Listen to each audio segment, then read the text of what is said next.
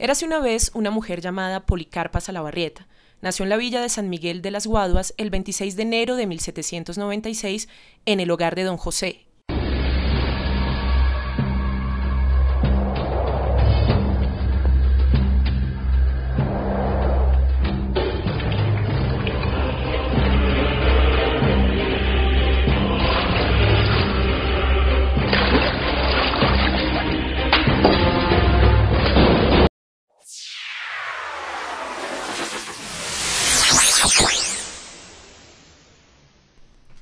Bicentenario, una palabra que da para muchas celebraciones y pocas reflexiones. Imposible engañarnos, nuestra sociedad está obsesionada con el enemigo interno, con las redes sociales y con una que otra decepción de la Selección Colombia. Pero el Bicentenario, ¿quién tiene la culpa de la pobre identidad que tiene el colombiano frente a esta celebración, a pesar de las buenas intenciones? Es que soy yo contento, claro, porque con tu movimiento. Aquí estamos. Dame tu amor, tu corazón, enchapado en oro y en billetes de amor, hazme volar, pero adiós. Claro, tenían que ser los medios de comunicación. Ellos con sus narconovelas y sus telebovelas. Asunto solucionado, ya tenemos a los culpables y cada uno tranquilo para su casa. Los medios no tienen remedio. Pero, ¿qué sucede cuando el medio pasa de ser novelas de traquetos y para traquetos a una novela que para mal o para bien podemos llamar histórica?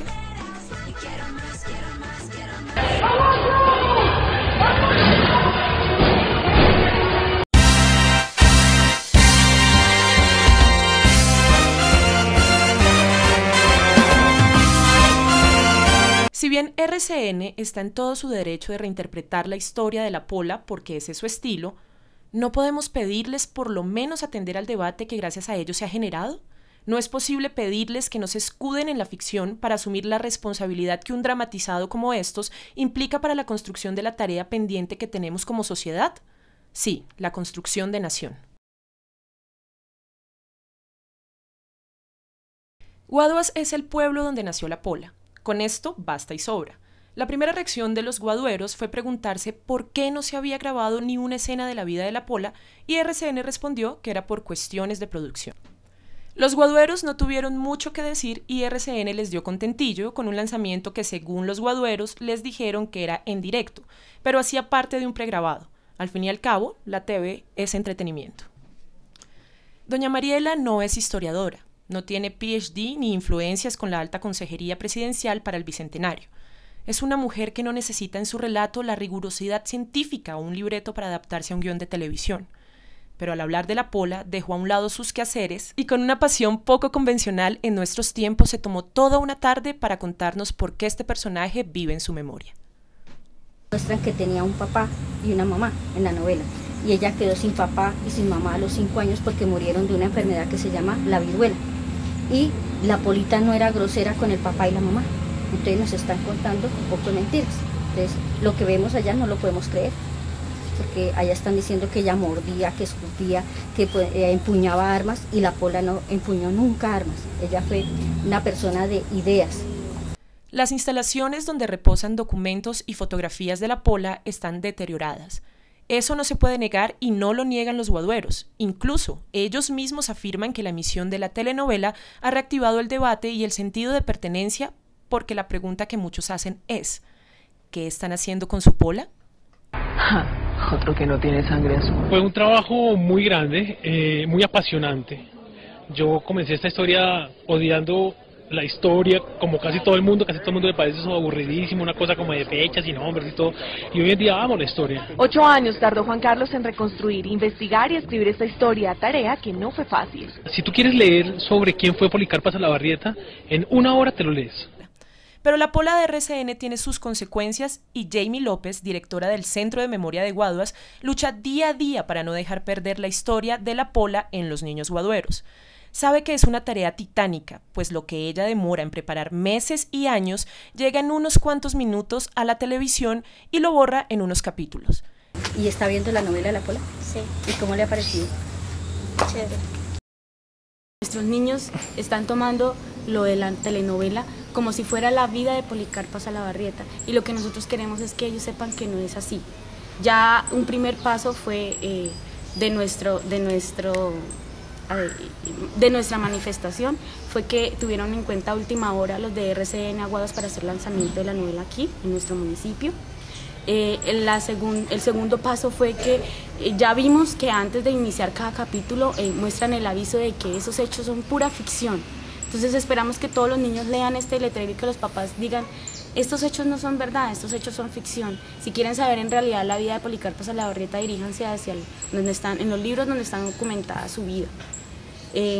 Entonces para nosotros es muy importante que los niños no tomen esta novela como la verdadera vida de Policarpo Salabarrieta, sino como una novela de amor, de drama, de ficción, una más de las que se inventan los libretistas para vender.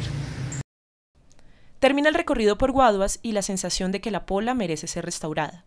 Construcciones descuidadas, apatía social y corrupción política son los obstáculos, pero hay una motivación y esa es suficiente. En Guaduas se respira la memoria histórica de la Pola. El objetivo se logró. Aura Niño, la elegida, historiadora, antropóloga y libretista de la Pola. Y Juan Carlos Pérez, el director de libretos, no apareció. Pero bueno, teníamos a Aura, quien con su testimonio nos dejó tranquilos porque decía lo mismo que doña Mariela: yo he estudiado la Pola al derecho y al revés. Creo que definitivamente es un documento de referencia, es un documento al que están llegando los televidentes, están llegando los colombianos. Entonces definitivamente se va a convertir en un documento que desde nosotros siempre hemos querido que sea un documento muy serio y un documento que acerque a los colombianos a la historia de su país. Ficción, realidad, realidad-ficción, mundo local, mundo global, interminables discusiones que la telenovela ha puesto en parrilla y que por supuesto no se agotan en este tema. Según David Rubio, miembro de la Academia de Historia de Cundinamarca, es interesante que exista una corriente de historiadores que promuevan la reinterpretación de la historia oficial que nos enseñaron en los colegios. Sin embargo, hay unos mínimos históricos que no se pueden ignorar, pues convierten la reinterpretación en un capricho del investigador por recrear sus fantasías. Una novela se entiende que es una recreación libre de una historia, de una serie de hechos, de personajes. Es más, frecuentemente en una novela se cambian los nombres de los personajes justamente porque importa es la historia como tal. Y esta que dice ser una historia de época pero basada en la vida de Policarpa, pues no lo es. Hay unas diferencias o unos aspectos que definitivamente hacen sostener esto que estoy diciendo. Aura, con un argumento no tan académico pero sí muy realista, responde al profesor Rubio. Estamos dentro de un medio de entretenimiento y entonces para recrear algunos episodios de la vida de Policarpa o de la vida de Antonio Nariño hemos tenido que recurrir a ficcionar ciertos momentos de la vida de ellos y a hacer interpretaciones sobre la vida de ellos. Hay documentos que te pueden decir una frase o una participación de ellos en alguna cosa, pero hay que encontrar las motivaciones dramatúrgicas. Como personajes debes encontrar qué los mueve, qué los hace sentir, qué los hace ir hacia esos lugares, qué los hace amar, qué los hace odiar.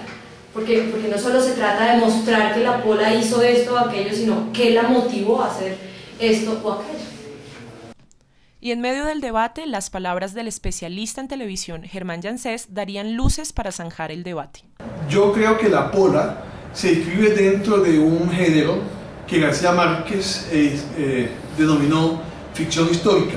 Ahora, lo que yo sí no creo es que un libretista pueda tergiversar la historia, traicionar la esencia de un personaje o modificar un hecho histórico o unas circunstancias con miras al rating.